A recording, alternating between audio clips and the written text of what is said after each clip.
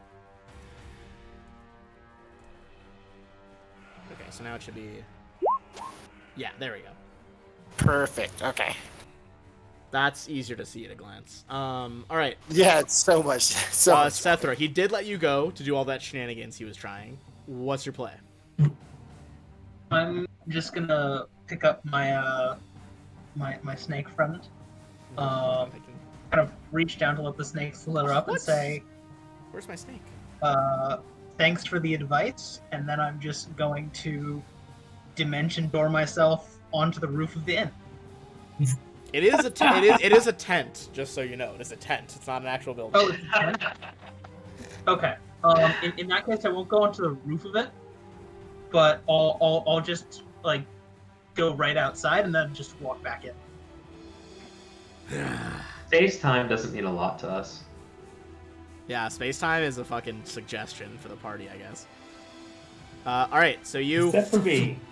step back and seem to vanish into space, even as he like goes for a stab to try to get you. Looks like his companions are already here. Tyrus. I will do the famous war cry of all T-Rexes around the world. Cowabunga, dude! And I'm gonna claw him to death. Oh, dude, famously. Right?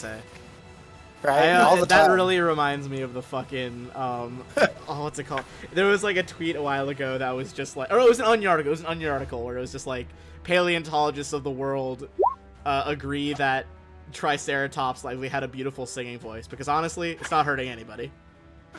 Right? It's just like a fucking hysterical take. Yeah, those claws will fucking hit. Noise. 5 slashing. Oh, a 1. That's rough. Are your claws in any way special? No, they're just claws. Your claws rake across his exposed arms, and you see the wounds heal immediately.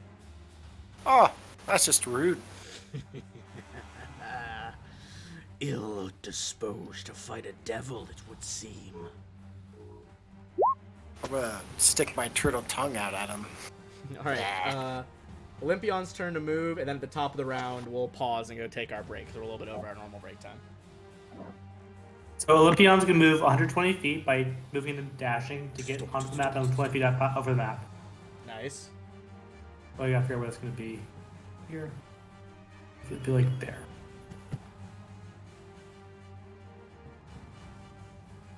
There we go. You see it looks around at you.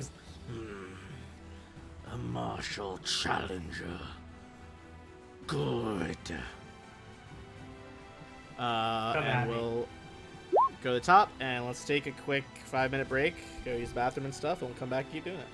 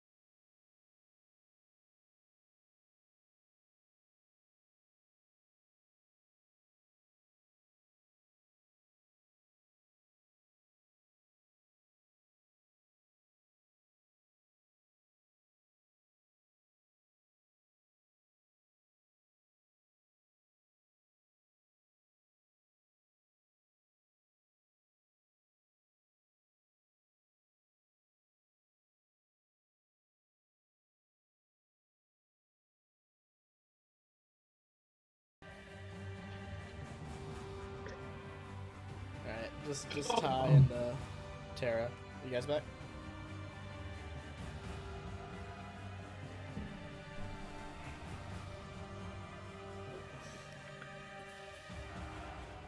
I need to edit your guys' stream overlay later. Although I guess I gotta wait till you find a thing for Odomai anyway. Yeah, sure.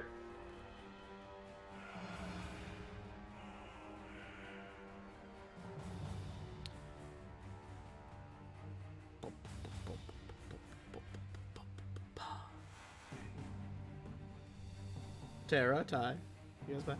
We might have come back a bit early, to be fair. I didn't time myself. Usually good about timing myself.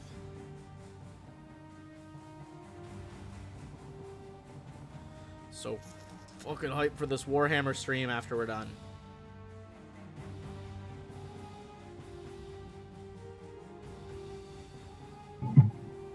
I get that.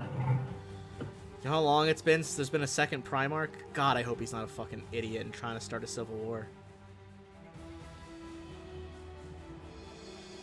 I do not know how long it's been. I don't follow Warhammer very much. Basically, We'll see. 18 big dudes, Primarchs. There was a big civil war they had a while ago called the Horus Heresy. Which one of the big jokes everyone always makes is like, damn, you really would have thought the Emperor would have seen it coming considering his son's last name was Heresy, but...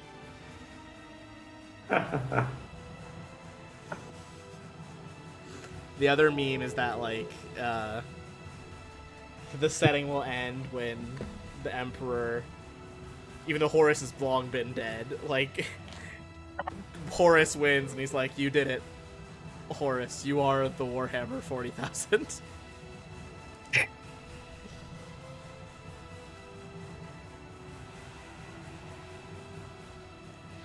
We need a dinosaur. Are they even allowed to end at this point?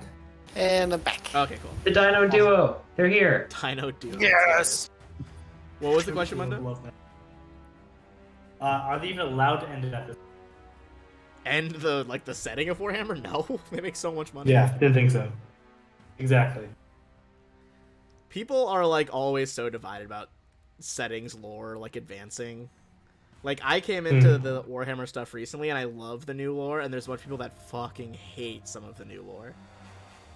Well, that sounds like herd fandom to me. Yeah, yeah, pretty much. What else is new? I'm just like, oh, I love the new fancier Marines, the Primaris generation. I was like, that's bullshit. First generation Marines are better. Sounds a lot like Pokemon when I said it like that. But spoiler, the I was Primaris. Sounds like Magic how cards. people get all upset about Star Wars. But everything, like I said, nerd culture in a nutshell. Picardy and I are the only people I've ever met whose favorite Star Wars movie is Attack of the Clones. Sorry to out you like that, Picardy, but No, yeah, please. I'm loud and proud. right? Yeah, no, It's a good. It has a lot of good it's stuff. so in it. good. Everyone hates it so much. Oh my god! Did you guys know? All right, well, one more thing before we get back to the Spirit Devil kicking butt. I don't want to spoil what he did, but the guy who voiced Jar Jar was a fucking badass. Not as Jar Jar, but as a different character in today's Mandalorian. He's got a fucking badass cameo. So I don't know much about that because I've never watched Mandalorian because I don't So care. good. But, however, someone in my acting class yesterday just casually mentioned that person went to their high school. So they were filming something recently that person was in at the high school. So, you know, What? random fact that I know someone who went to the high school of that person. Which is always funny Wait, when I talk do you about mean that because our person high as in- school as had so in- many random people. The actor who played Jar Jar Binks. Oh, okay. I wasn't sure about like I wasn't sure it was like the guy who plays the Mandalorian. Oh, no. Who's first of all, Pedro Pascal, fucking A+, what a guy. But it is the Bearded Devil's turn. Alright. On that note, Let's go in with a sweet glaive attack, followed up by the beard. Alright, on Tyrus, here comes the glaive. Glaive's gonna be a... Ooh, that was pretty bad. 13? I don't think so. I think your shell is bigger than that. That's not gonna hit me, yeah. Okay, however, the beard is 24. Oh, that will hit, yeah. Alright, the beard is gonna do 9 piercing. I need to make a con save for me.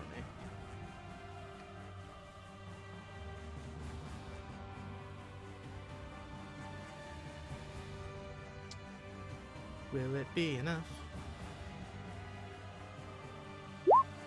It is. You pass.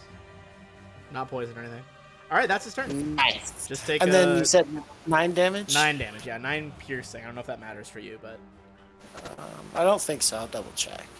all right. In that case, Darval. I'm just gonna. Can I ready an action after my horse moves and to attack the creature? You can ready an action to attack once the horse reaches him. I'll do that. All right. Odomai. How bad's this guy looking?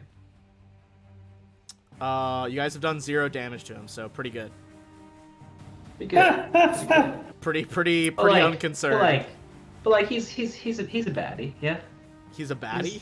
Yeah. Yeah. Yeah, he's a bad guy. Not I would looking say like I a would good guy. say on your high check earlier that you guys made, you would know that you need magical weapons or silvered weapons to hurt him with melee, and like most devils, he is immune to fire and poison. Is he immune to magic missile? I don't think anything's immune to magic missile unless you cast unless he can cast shield, which explicitly blocks magic missile. Wasn't magic missile force damage? Is there anything nothing resists force damage? Oh, I guess there's probably something resistant to force damage, but it's pretty rare. Yeah. Alright. Air totem barbarian. In any case, Alright, I'm gonna move another 30 feet forward. sprint through Not the that I tents. have to. Because Probably it closer. is the most broken spell in the game. I don't know about Magic missile. that. There's some pretty wild spells later on. I mean, it's a level 1 spell. Clearly it's not the most broken. But it's pretty good. So, what do I roll? Nothing. Magic missile just hits. Beautiful. So, and they have a button for me. That's beautiful. Yeah. And 3 times. Like Beetlejuice. Y'all, if we continue this pattern, by the time this campaign's over, my magic missile is going to be destroying some folks. Alright, put some cool little blue explosions from your magic missile on the guy, because I like effects. Alright, he's looking at Darval and does not just see 3 bolts of energy, which I like to imagine, because a lot of your stuff's tech-based, just kind of emerge from a device on your wrist, like, thump, thump, thump, and just slam into him for, let's see, frickin' 12 damage, or 11 damage. No, 12. I can't count. That seemed to be pretty injurious to him. Hell yeah. Tara.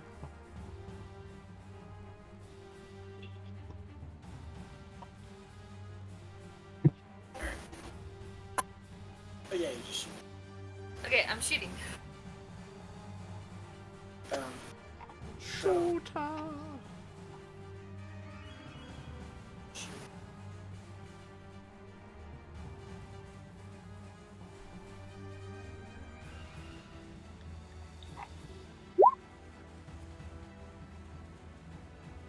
That'll do. you like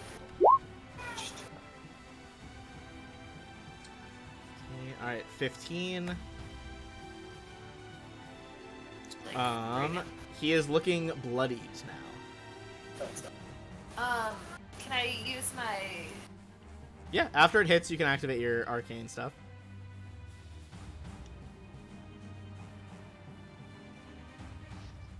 Although you would know that the grasping is not going to do a lot because he's immune to poison. Oh, that's right. But the other effects might be worth it. You. How does action surge work? Like, can we just declare that? Yeah, just do another action right now. Yeah, just do that. She'll do that. This is why I play fighters. I fucking Just love another action attack. surge. Yeah, yep. Quicker than the eye can follow, immediate nether arrow. 14 does hit. Nice. Oh. Immediate. Second one fires forward. For another You 15. can reroll that too if you want. Oh yeah, you want to spice that up? Also, I don't think you do you have multi-attack yet? You do not, so that's fine. Oh, nice. So an extra 4. Alright, he looks barely alive as 2 arrows catch him in the chest. I Won't be so easily shaken off the material. We gonna question him? Sethra. I'm gonna look around, realize no one is in here. They've Or all that I left know. already.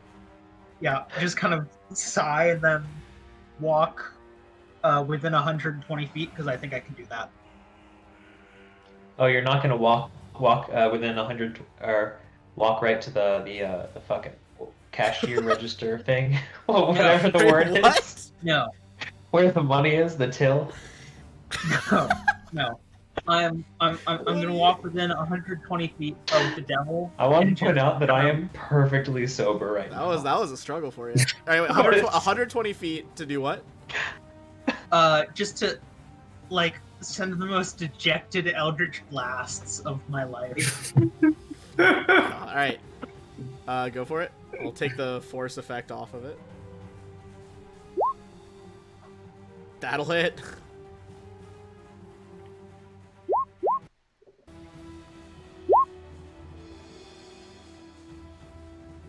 $17. 17 will also hit. And Oh, go ahead. What are you saying? he's also gonna take 3 cold damage. All right. Um, 2 more beams of energy slam into the wounds that were left by the arrows. You see the devil crumple to its knees, and through a blood-caked smile before it collapses dead, turns to Tyrus and is like, You'll be a fool to find them in the hills. Although, if you ever need to strike a deal, we'll always have a barrister ready. and he collapses. Weirdo. Barrister being an old-timey lawyer, in case anyone needed that. I did not know that. Now, where could I find this barrister? Probably in Dis. That sounded like I was setting up like a fucking stupid wordplay joke. Dis is the second layer of hell. I don't know why it really came. I don't know if I was the one who thought that as soon as I said it. So that's not really accessible to us. Oh, but you can always summon devils. They're all about I it. can't. I meant you as the mortal coil. I won't. I mean, what am I gonna do? Like, get a mirror and say, okay, I'm done talking for today. Yeah, right? Dude, just wait. Oh fuck! God damn it! It's contagious. I had such a good joke lined up too, and I choked it. I was gonna say, wait till I tell Me you too. that fucking bearded devils, their real name from hell is Barbazoos. But I couldn't even say it, so fucking joke's on me, I guess. Sweet jeez. Alright, well, everyone's gonna get some XP. As you guys kind of, run out of the town, gather up around this devil body. Let's see, that's gonna be... I'm just going back into the tent. I don't want to deal with this. Wait, Wait, where does XP live? Boro is just like, you Oh, were there. here, then you were gone, then you're here again, but your friends are gone. There's a lot going on. Are you here to buy another round for the tavern? No, but just something for me. And I'll just throw a gold at her. Oh, put a a gold gold down, just- piece. I could have gotten you like a. You want something nicer? An ale's only like two copper. No, it's fine. Just I don't want to deal with it. It's fine. She bites it to make sure it's real. A little confused as to someone spending so much money on her shitty ale, but is like, all right, 1 mug of ale coming up. Thank you. So all right, you're grabbing a drink. Are you guys looking at the body or coming back to the tent? But I have to look at the body. All right, give me a investigation check. I'm so good at that. I have +7. I had like +3 as my highest thing on Guppy, What and I'm rolling a 10. Yeah, no trip of 5 nat 20s for you on this character. Yeah. Tragic. All right. Not a lot for either of you to examine that. It's a devil. has appeared. I'm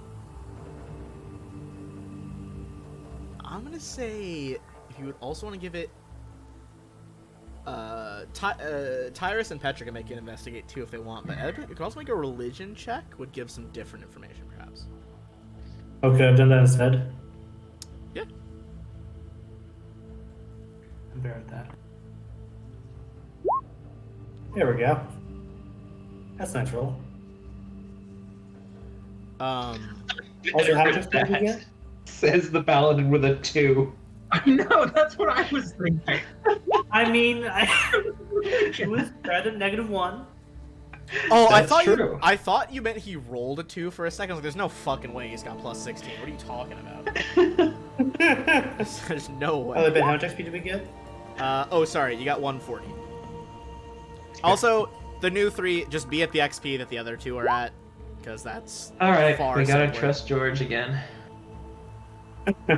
You guys are Yes, you do. Yes, pretty you do. close, too. I think 3,400 is your next one. Yep, I believe that's correct. I guess it's not super close, but it looks close. Yeah, closer than we were. And then if we're fighting bearded devils or dragons. Yeah, they, believe it or not, slightly different XP values. On the 18, Darval, it would occur to you that powerful enough casters, be it wizards or infernal clerics, could probably employ like a company of bearded devils because they're just hell soldiers as protection. Interesting and concerning. It's not great. There's probably more of them. If someone can summon one of these, they can summon probably a few, so keep your eyes open for more. Where there's one, there's many. Where there's one, there's maybe a few. All right. What's the next play? What are you guys doing?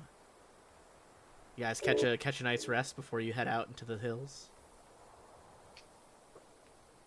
Do we? I mean, probably can't hurt, but do we need to? How do we expend it? Up to you guys. A couple of spells.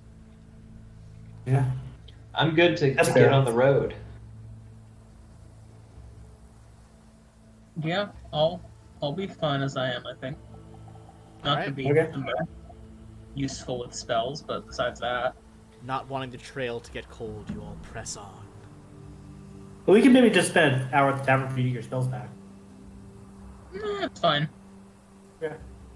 Oh, guys, I'm just gonna tell you all right now. I don't know what my character does, and I'm reading things as we go along.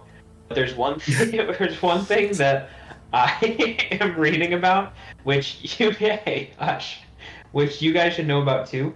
I have this thing called Flash of Genius. I'll put that there. So if y'all need it, let me know. Oh, that's cool. Mm-hmm. Okay, cool. And I can also give people guidance before they do stuff. So, Pretty good. For Flash of Genius, do you have to wait to see the roll before you use it?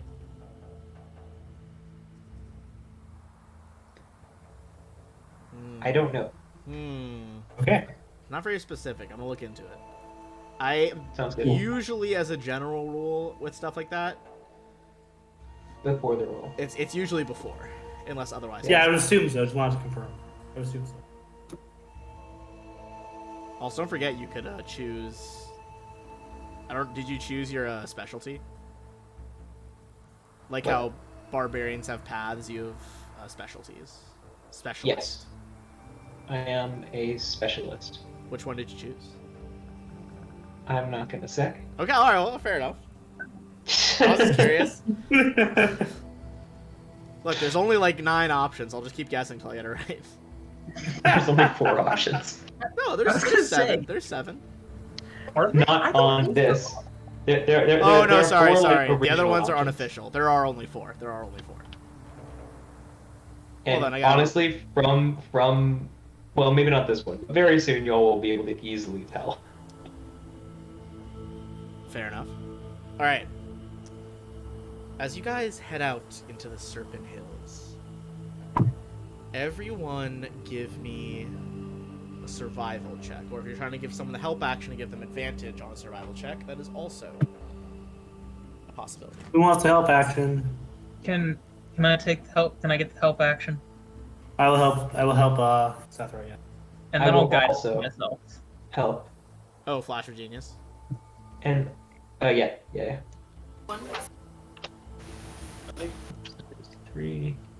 Can We're- multiple people do help to one person? Nah, basically you just declare it and it gives them advantage. Oh, okay. Can't stack No. it for So, triple advantage. My intelligence modifier is 4. Okay, and then I'm gonna guidance myself as well. So it's with Okay. advantage, +4, and a guidance, so plus a d4. What's up, Petra? Or Tara? Petra. Tara? Okay, so that's 20 with the +4 from Flash of Genius and the advantage and the guidance. Okay. And, Tyrus and Tara, were you guys also trying it? Up to you guys. You can if you want. If you want to give someone advantage. Or give each other advantage. What now? They're just making a survival check. I was seeing if you guys were also making it, but they got a 20, so up to you. I can only get a 20. Sure. Fair enough. Alright. Oh, nice. Alright. Tara and Sethra kind of working in tandem there. You begin to move into the Serpent Hills, out from Boriskir Bridge, to pursue Varm the White, the dwarf worm speaker. The Serpent Hills are a swath of badlands, mesas, rocky plateaus, interspersed every so often with trees and tall grass. You can tell pretty right away this trail might last a while. And as you go on, during the first stretch will take about 6 hours as you follow him. Where'd my other freaking D20 go? Oh, there it is. Alright. After about 6 hours, it is closing in on 1 in the morning. Do you guys stop for the night or press on? I will say if you don't sleep at all, you guys will get a level of exhaustion. I vote sleep. I like sleep. Yeah. Sleep's nice. Yeah, I'll trans. It's probably the right call. Yeah, sleep. Oh yeah, sleep you can sounds transfer. fine. All right.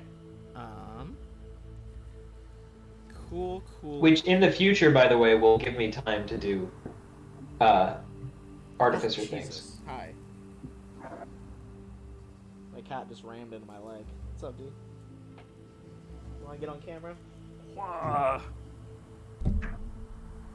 you're on stream. Don't kick the mic, you monster. Ben, just Yes. in case you missed what I said. No, I heard In you the future. Oh, okay. do artificer stuff because you're transing. Yeah, because I got 4 extra hours. Nice. All right. Go ahead and what is the? I mean, we have a lot of new people on this. What's the watch order? Who does not have dark vision? Here we go. Perfect. I think you all have dark vision at this point. Yeah, I think we all have dark vision now, so Wait. we do. I'll Okay, take that's the first. second I'll take first watch. All right. You guys. I'll take camp blast so I down. can see the Alright, I create a bonfire. Oh, okay.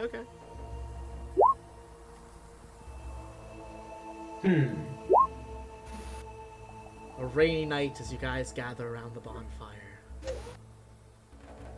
Seth, were you trying to show something to us? No, I'm trying to see what it does.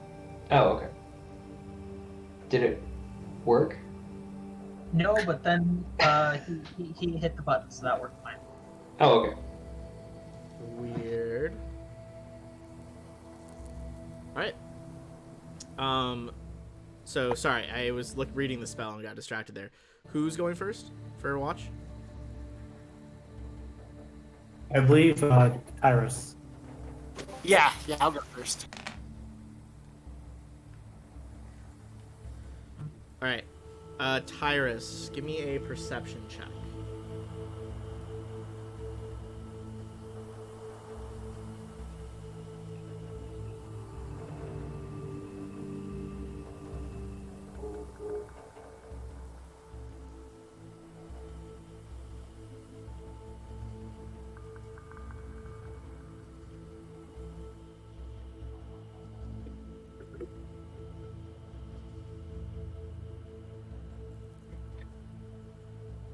Tyrus? Sorry. What? Okay, I was saying if you're doing first watch, give me a perception check. Oh, okay. Yeah.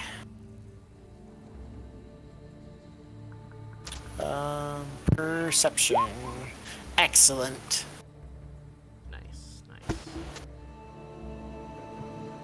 I have to make sure the bonfire is gonna be, good for the rest of the night, man. Alright. And you don't see this. Sorry, Paladin, you gotta go into bed now. Whee! Alright. So presumably you guys will be resting in your tents.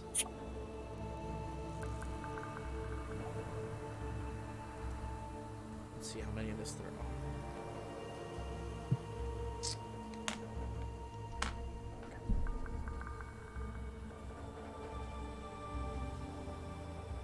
Hey, don't knock over my drink, Jesus. Sorry, my cat's being an asshole. Alright, then you're not gonna see these people approaching. Uh-oh. From bonfire.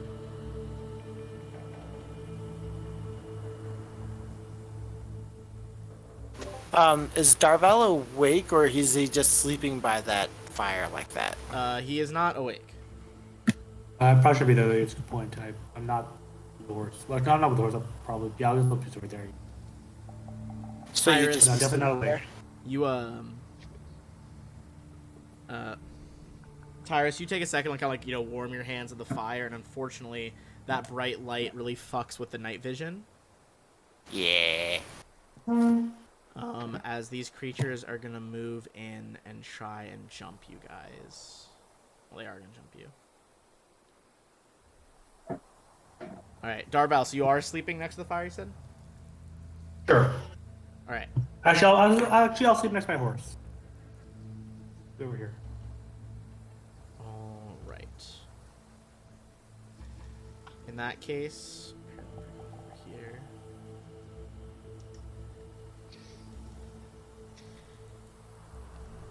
Tyrus, out of the night, you hear the whistle of something cutting through the air as a barrage of javelins cuts towards you.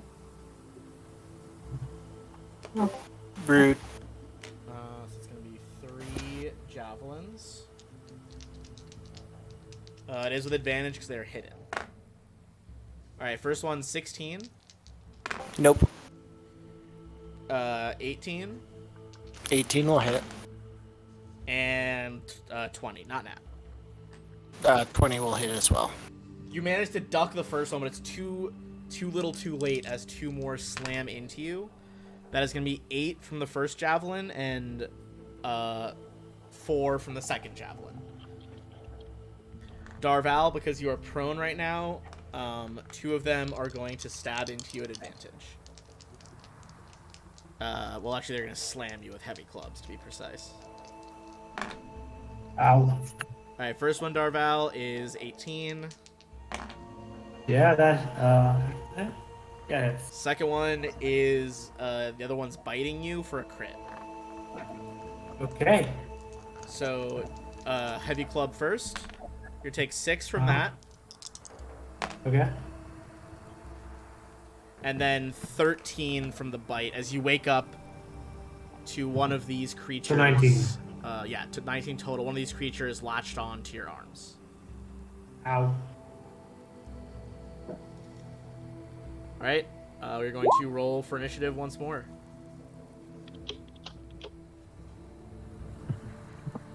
Is everyone else still asleep? As an attack? There is enough noise now that they will awake, but you are still prone. Can you clear the perimeter? It'll reset when you reroll it, because we're on the same map. Oh, okay. Follow-up question. Yes, follow-up answer. Do horses sleep standing up or not? They can, but typically a horse will just lie down. Okay, cool. If it has so my enough horse space. also that's fine. Fair enough. Tell me it's not space, so fair. Have you never seen a sleeping horse? Well, to be fair, No. they do both. I don't think so. What do you? Alright, we're gonna talk later. I don't remember. I might have, I don't remember. Some rage over the sleeping horse issue Horses? now. Saw a lot of sleeping horses at camp. All right. Let's sort this initiative. It's gonna start with the horse who neighs awake at your yell of pain. What's the plan? Just gonna attack this lizard folk with his hooves.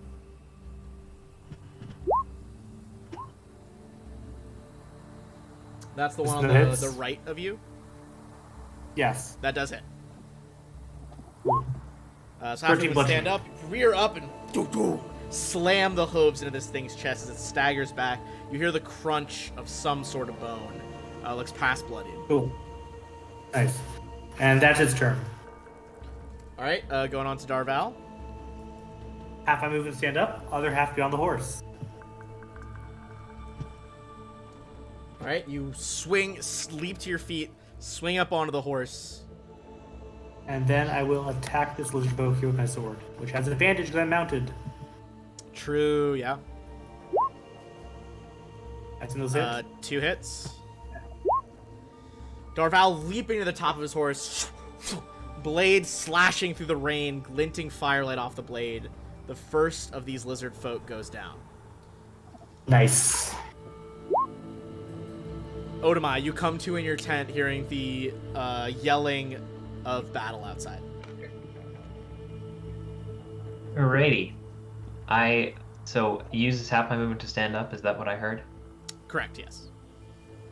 Cool. I will do that. That do be the case. All right. And how close? So I can like go for it. Now, after this fight, is my rest gonna like happen? It'll happen after this fight. You guys did not have enough time to... So if I take a lot of damage, it will be healed. Yeah, correct. Excellent.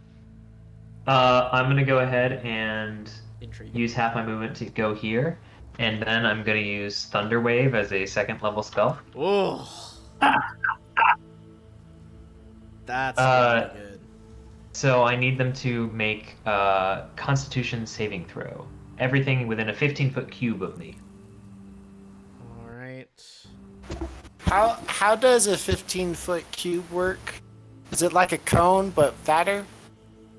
Yeah. I think this is a GM question. Yeah. Yeah, I was sorry, asking you that was a great way to say it, but it just threw me opposite. I like to imagine, Odamai, you kind of like fiddle with this device with a dial on it. There's a high-pitched whine that just detonates into a burst of sound. Beautiful.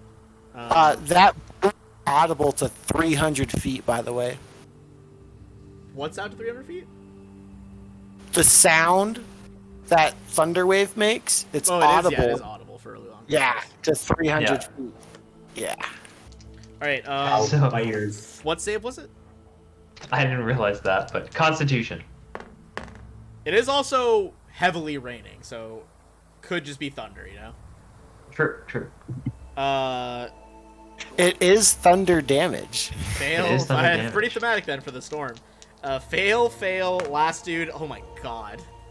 They rolled a 1 and then a 4 and then a 1. Beautiful. Roll damage. I say concerned. Okay, so it's normally 2d8s, it's 3d8s because I leveled it up. So do Yeah, I just yeah, add an that's extra it. d8 afterwards? Okay. Cool. And I think I just roll 1. If you click the spell, it should let you select at what level it's being cast. Oh, really? In theory. Oh, sick. I All right. Well, the extra Did it? D8 did not do a lot. It had a oh, 1. okay. Well, there you go. The other 2 rolls were high. 15. They all take, Holy and they're all shit. pushed back 10 feet. All right, hold on. Let me. All of them, as you, boom, burst of thunder radiates from you. They all immediately drop below bloodied, and are flung back 10 feet. Beautiful. Tyrus, you That's see the turn. Odamai kind of like slipping in the mud a little bit, like standing up out of the tent, running over, and just that detonation of sound.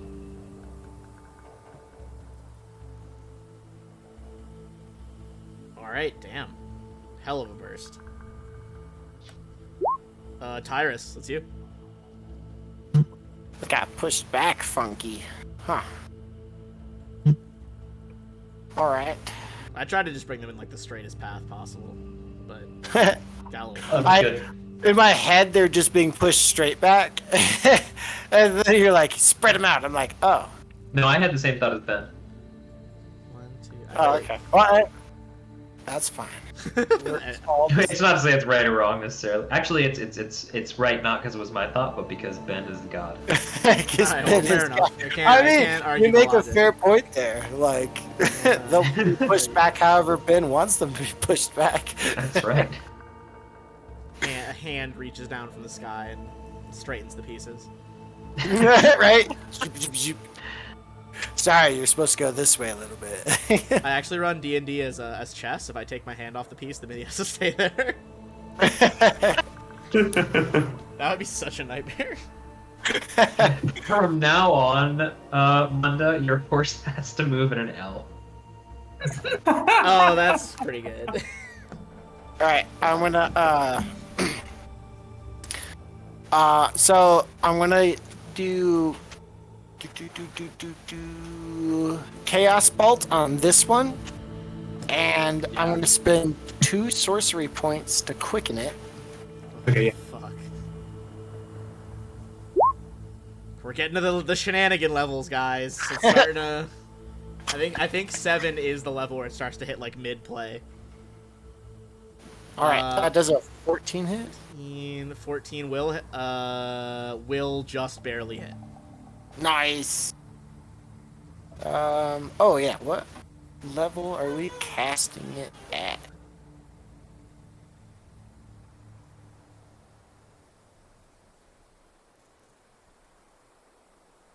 Let's see. There we go. So excited about these new spell effects. It's not super sold on this one for this spell, but I do like it. All right, first one's 16. Jesus. Yeah, so that is gonna be in thunder and force damage. Because Chaos Bolt. Okay. Hell So yeah. I got you. You roll the dice, and the number of the dice is the type. Yep. They're not resistant to either of those. Love it. It's 16 damage. Boom! The bolt. You said it was thunder and force. Just Yep. another almost thunderclap, but this time far more concentrated and directed. Streaks out of your hand in a blast, and just instantly slays that one. Nice. I would do the same thing to that guy. Hell yeah! Sorcery points, throwing shit out. Hold on, that guy. 16. That is also a hit. So, let's see. 8 is still thunder, and then 2 is cold. So, thunder and cold.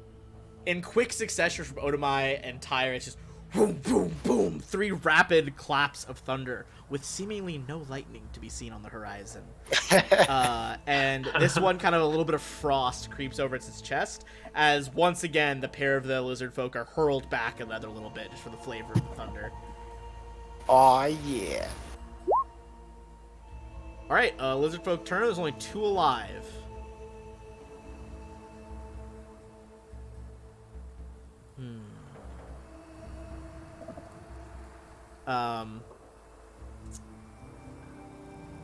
Alright. The 2 that are left, one moves up to Odomai. One backs up to the fire. And they both look at each other, and one of them, in kind of like a garbled common, is like, "Wait, hold thunder. No kill.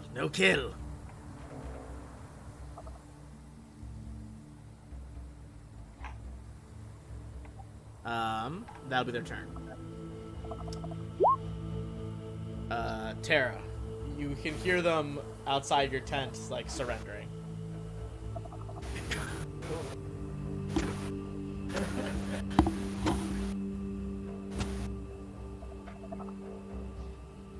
Drop your weapons. They both just, like, they have, like, these crazy spiked shields and clubs. They toss them on the ground.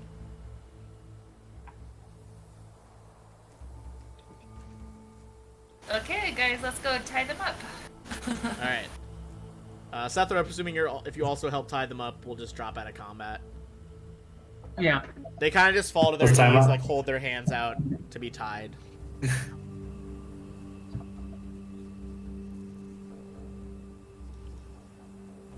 I'm gonna dismount. Put my sword at one of them and say, start talking. What's want to say? Are you just bandits, or did someone send you? We hunt for bastards. Okay, what masters?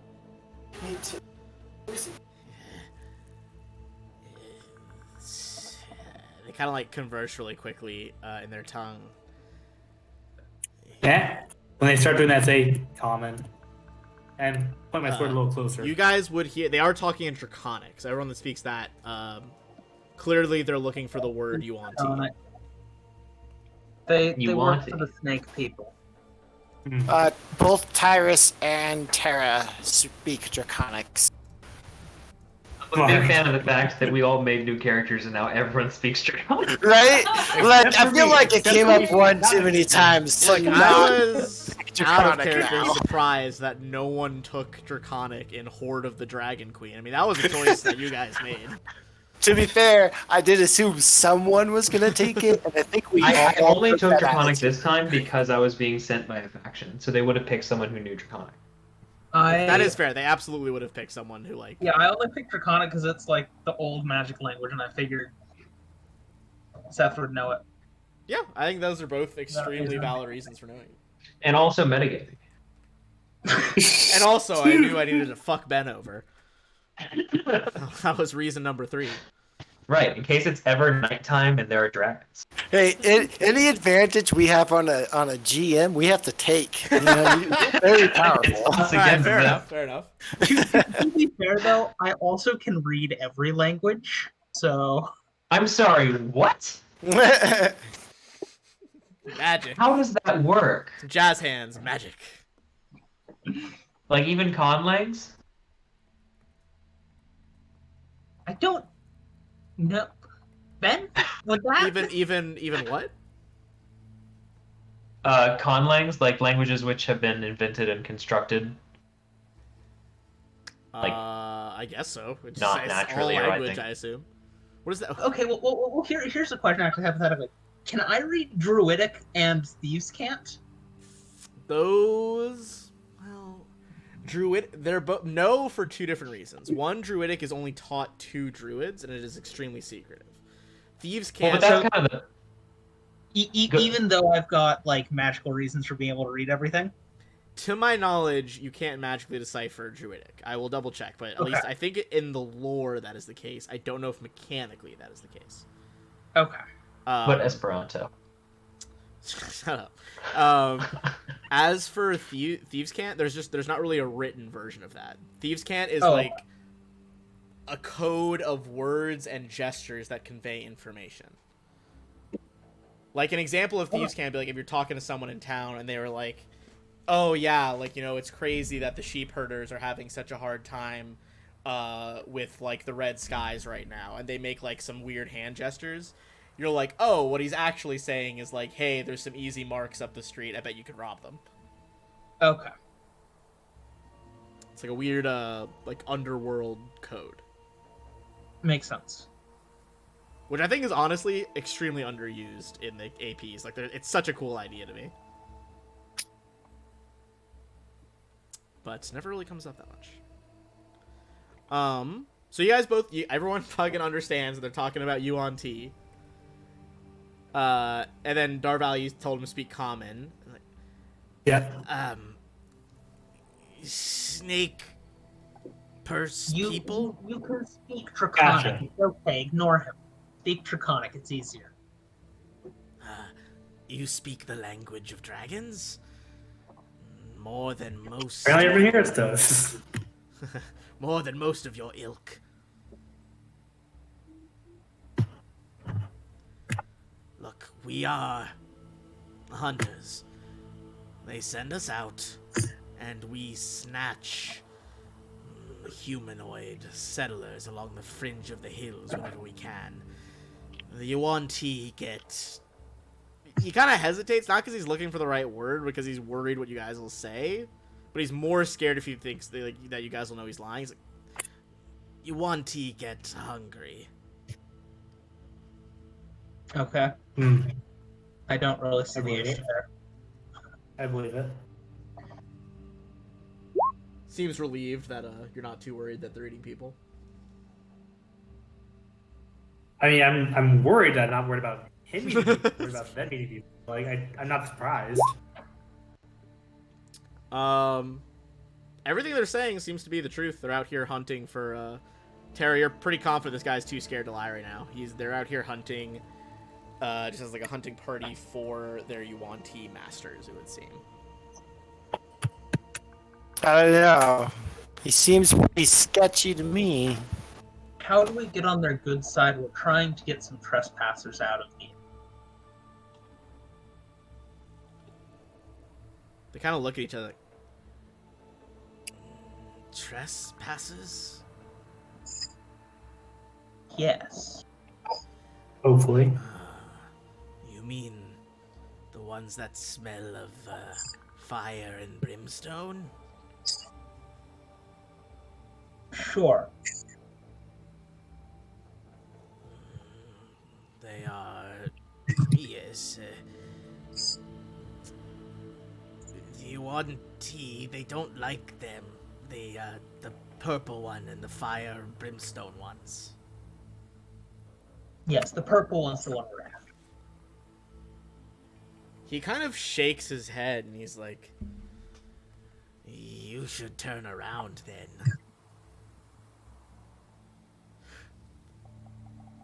He's terrifying. Saw him fight once.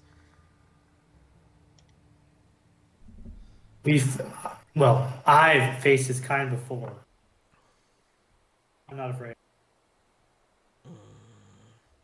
Are you sure? He I haven't faced a Froze. dwarf version of him. froze 5 of my tribesmen in one mighty blow. That's good information, but yeah, I'm still not overly afraid. That is good. Actually, what else do you know about this guy? He fought with almost disturbing fanaticism, risking life and limb to deliver blows that were more dangerous. His scimitar, well, it seemed much like the breath to carve cold through his enemies.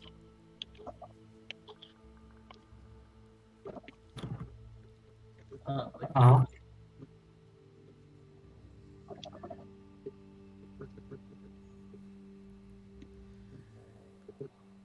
He's Well, also quite an ugly fellow, if you don't mind me saying. I don't like his face. I did not mind you saying. Not mind you saying that. Do you know where I he believe is? Where he is? He was working towards the ruins when I saw him.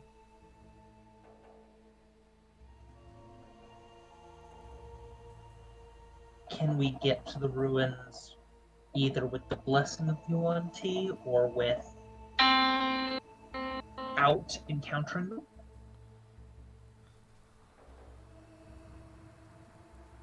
he kind of rubs his chin. He's like,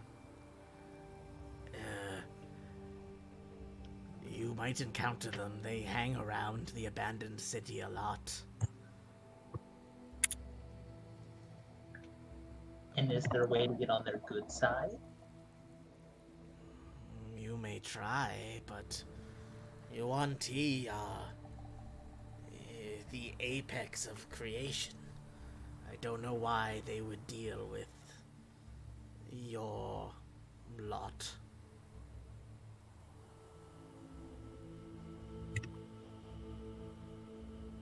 There are a lot of people who believe they're the apex of creation. I mean, they are.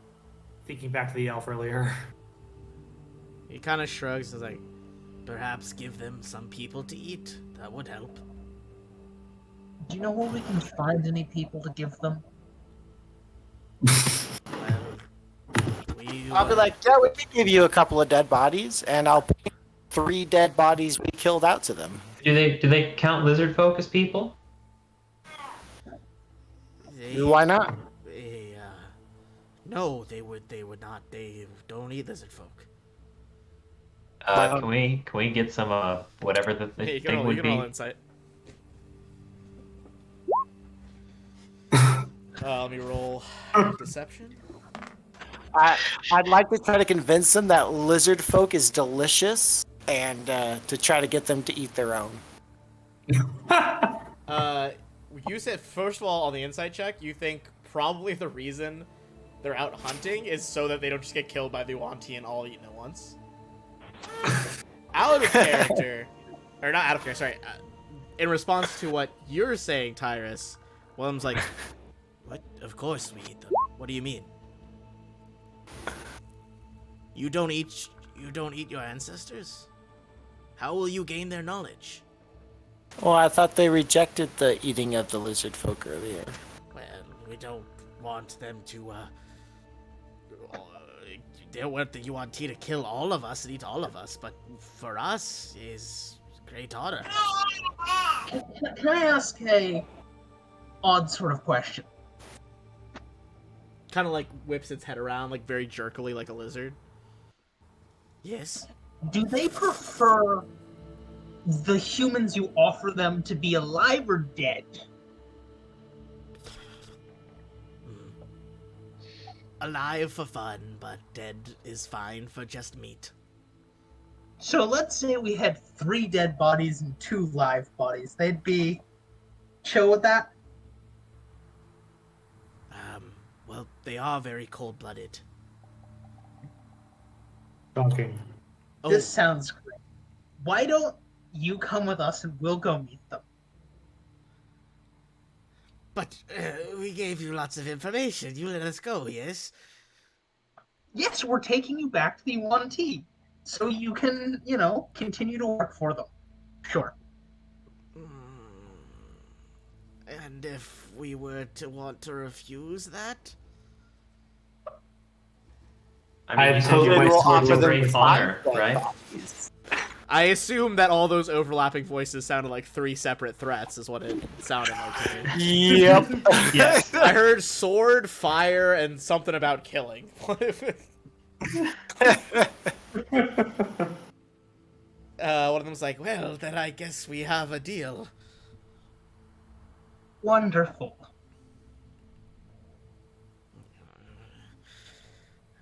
When do we... We're due to rest still, I'll point out. In the morning.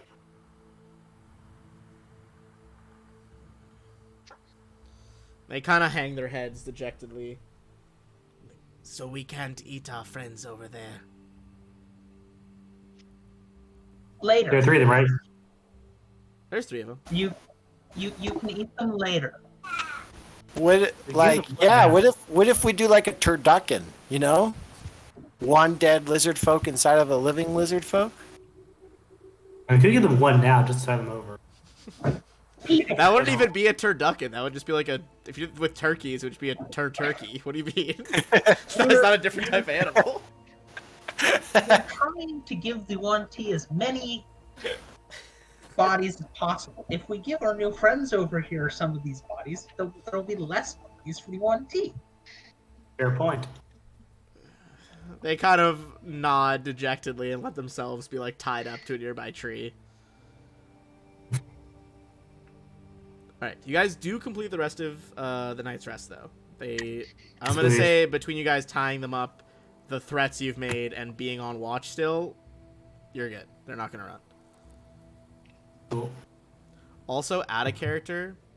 A little, now that I think about it, might not have been thinking about lizard folk from this and been thinking of a bunch of lizard aliens from a Legends book in Star Wars that's no longer canon. Who can blame you? It's got to be canon somewhere. Dude, the Republic Commando books will always be canon in my heart. They fucking slap. Might as well be canon in our game. Anyone watching who hasn't read Republic Commando books, fucking read them. They're really good. If you like Mandalorian shit, you'll like them. I may or may not have 2 copies of each book because I read through the other ones too much and they fell apart. Which is, I think, the only time I've ever done that with a book. Anyway, that's canon now. Praise. The Ardenites, whatever fucking lizard people, were in book 4.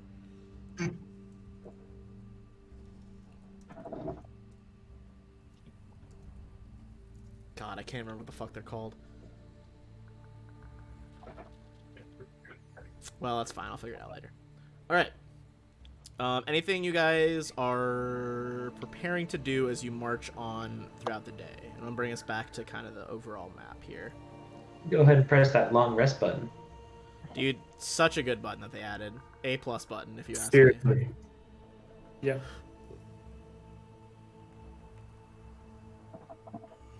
Alright, you guys are kind of making your way up into these hills. What little cute horse icon will I get to represent your tokens? We'll find out in a second. Can you ping where we are again? Yeah, I'll shift ping it so you guys can see it, but right here. Oh, gotcha. I see. Alright. With them guiding you, gonna be pretty easy to make it to the abandoned city. Excellent. Love to hear it. Shrink that down a little bit. There we go, that's where you guys are. Alright. Let's see. As you guys are approaching the city through the Serpent Hills,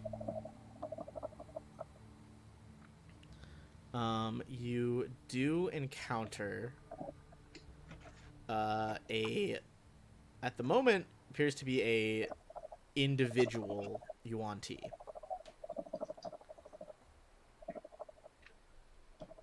I'm gonna bring one of them onto the map. Can I look for others when I see the first one? Give me a perception check.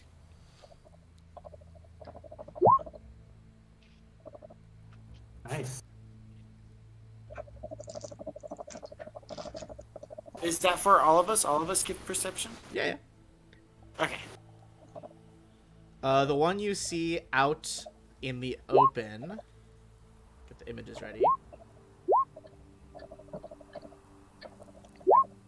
You see a woman with slightly snakish features and scales on her arms. But on a 2017 and 18, you guys see that it looks like she has some bodyguards hiding in the foliage behind her. You see that there are a pair of these dudes. Hmm. And I speak common, yeah? Yuan-Ti? Yeah. Presumably. Can I open up speaking in Draconic? Yeah, you want to speak Draconic first? Yeah. Okay. What do And I you just wanna say? Oh, great Yuan-Ti. When we heard that a foolish member of the lower races, such as ourselves, had deigned to enter into your territory, we felt duty-bound to come and retrieve them away from you, but knowing that we ourselves would be infringing upon your territory, we brought you these sacrifices, 3 dead and 2 live, for your enjoyment. Give me a persuasion check with advantage. Can I guidance myself for that? I don't think you'd have time for guidance because it's an action. Okay. Also, it would be a risk to like just throw magic out in front of her. But with With advantage, advantage, that's pretty 20. high. You see a serpent tongue dart out of her mouth. I can only imagine that these tried to hunt you for us, but you got, well, the better of them.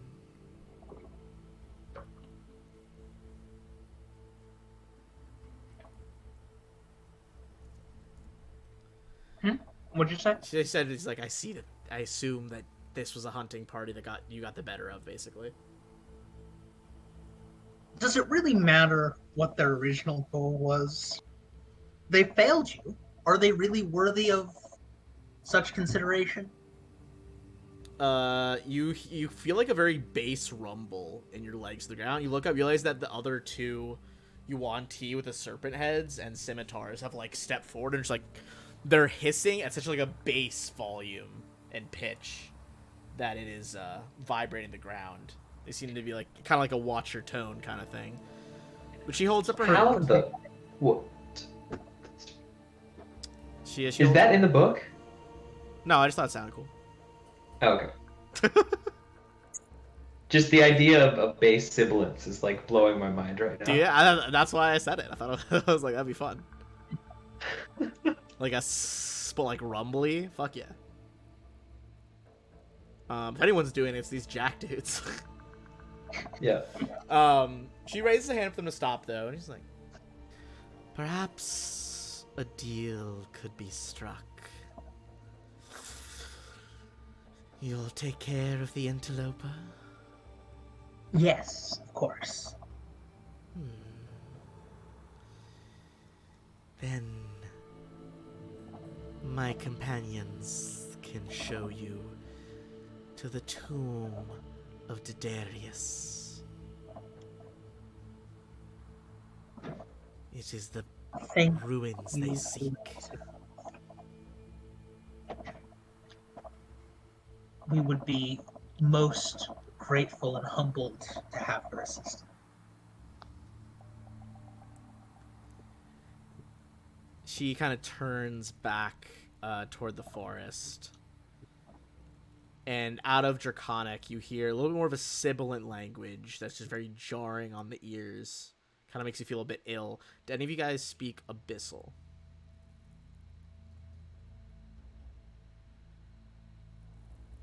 No. Gotcha, fuckers.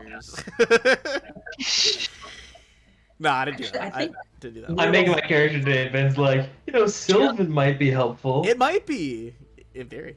I didn't say it was going to be helpful this session. Yeah, I think Lyral had Abyssal. Ooh, rough. Yeah. But she seems to say that you see another one of these Yuan Ti steps forward. This one kind of is like a red serpent head.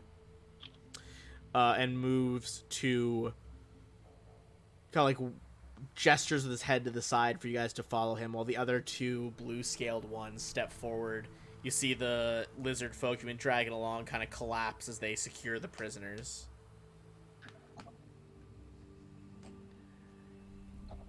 And as you leave, you hear her call out, "Make sure you bring proof of his death.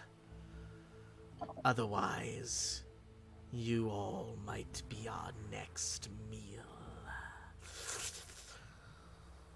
Did you see that in common or in Draconic? In common. Understood. Same to you. She kind of inclines her head, but like with the head still upright a little bit, just like a very slight nod, very imperious, as you guys walk away, presumably, as she described, toward the tomb of Didarius. And we'll pick back up there next time. Cool stuff. All right. I am Yes. excited to get a tomb rating. We love a good classic tomb raid, a good old dungeon crawl. I'd like to point out that I was also gonna do a shockwave, Really? which is why I was like, "Oh no, he pushed him back I wrong." was wondering I how you couldn't knew put all of exactly them. what it did off the top of your head. He's fucking on it. All right. The sound like 300 feet. All in the stream, but we'll pick back up next Wednesday. All right.